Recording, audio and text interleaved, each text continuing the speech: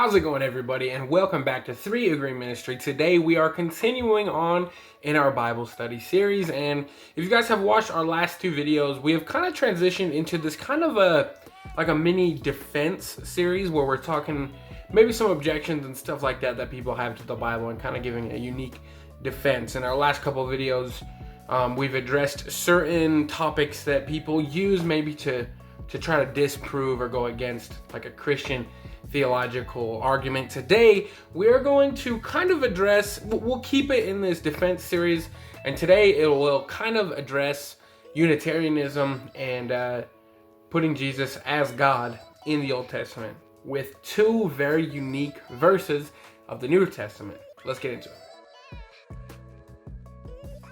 Alright, you guys, we are going to show that the Bible teaches clearly that Jesus is God, but not just God, the God of the Old Testament. Now, we have discussed at length many proof texts to why Jesus and the apostles have taught that Jesus is God, but not just God of the Old Testament. And we have made many videos showing this. As a matter of fact, almost every single one of my past videos has discussed this to some extent. So guys, I'd highly recommend that you watch those other videos for dozens of other reasons and ways to show that Jesus is God. You guys, Jesus being God is hinted throughout both the Old and the New Testaments all over. But today we will not go over things that seem to simply hint at Jesus being the God of the Old Testament. But today we're going to go over two very unique passages in the New Testament that directly place Jesus as God in the Old Testament. 2 very unique passages that I don't think people talk about enough, or maybe aren't even directly aware of, okay? So Jesus Christ is the God of the Old Testament, and here are some very direct statements that talk about it. And by the way, this isn't just like referencing Jesus as Yahweh, this is the person of Jesus. The person of Jesus is made out to be God, according to the New Testament authors. So, listen to this. Paul writes this in 1 Corinthians 10, verses 8 through 10. It reads, "We must not indulge in sexual immorality, as some of them did, and the 23,000 fell in a single day. We must not put Christ to the test, as some of them did, and were destroyed by serpents. Nor grumble, as some of them did, and were destroyed by the destroyer."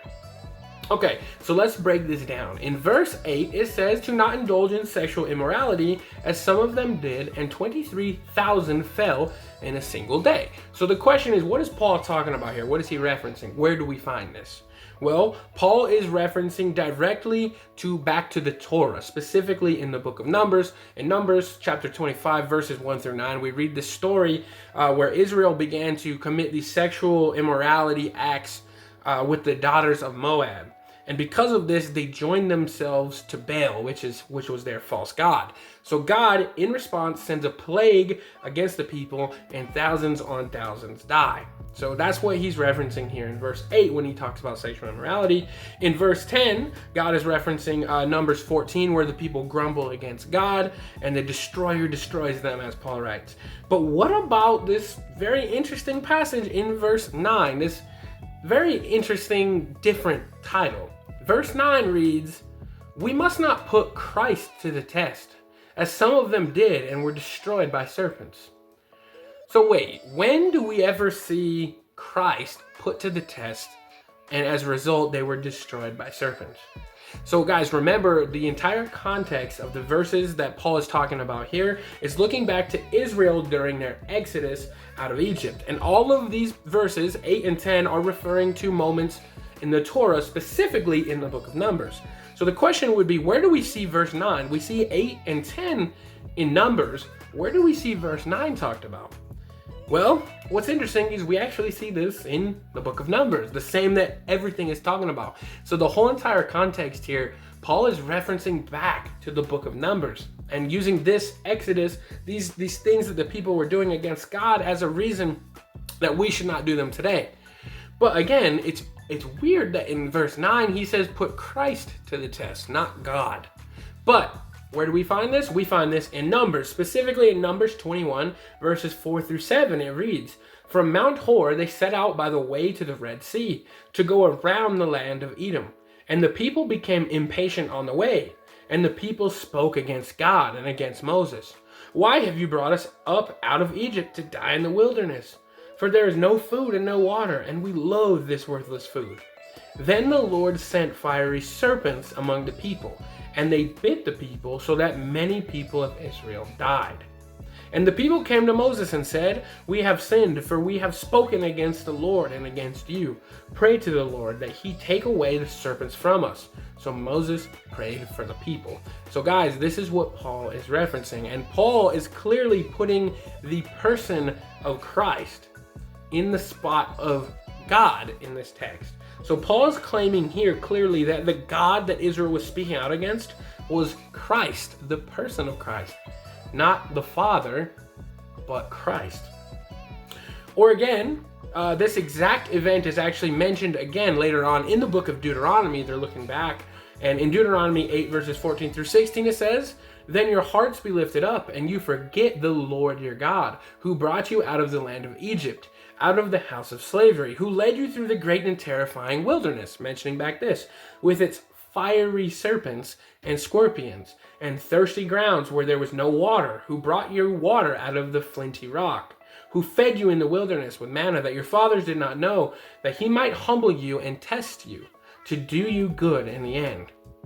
So again, clearly, even in Deuteronomy, we reference that this moment with the fiery serpents, it's God that the people were talking out against, the Lord our God. But Paul claims that this God of this story is the person of Christ. Very interesting, and it's very clear. Again, that's one of the amazing passages in the Bible that not a lot of people think about or put too much thought into. So that's the first one, the big one. The second one is kind of a smaller one, but it still puts Jesus, the person of Jesus, into the Old Testament. So we'll go over that real quick. So within the book of Hebrews, we see that the author clearly states many times throughout it that Jesus is God. However, we see this very specific verse that places Christ in the Old Testament. So this is Hebrews 11 verses 24 through 27. It reads, "By faith Moses, when he had grown up, refused to be called the son of Pharaoh's daughter, choosing rather to endure ill treatment with the people of God than to enjoy the passing pleasures of sin, considering the reproach of Christ greater riches than the treasures of Egypt, for he was looking forward to the reward. By faith he left Egypt, not fearing the wrath of the king, for he endured, as seeing him who is unseen." So, very interesting passage there. We see in verse 25, choosing rather to endure ill treatment with the people of God than to enjoy the passing pleasures of sin. And in 26, considering the reproach of Christ greater riches than the treasures of Egypt. So wait, Moses considered the reproach of Christ greater riches than the treasures of Egypt? And it says that by Moses' faith, he looked forward to the reward, which is Christ. It then ends with, "For he endured as seeing him who is unseen." Very interesting way. So, who is him who is unseen? Which we'd all agree, him who is unseen is God, right? The invisible God. He saw him who was unseen. But if you remember, Paul, or the author of Hebrews, is putting Christ as the person that Moses was considering. And he had his eyes on the reward. And then it says he had his eyes looking forward to him who is unseen. And Paul, in the book of Colossians, in Colossians 1:15 through 17, he writes this about Jesus.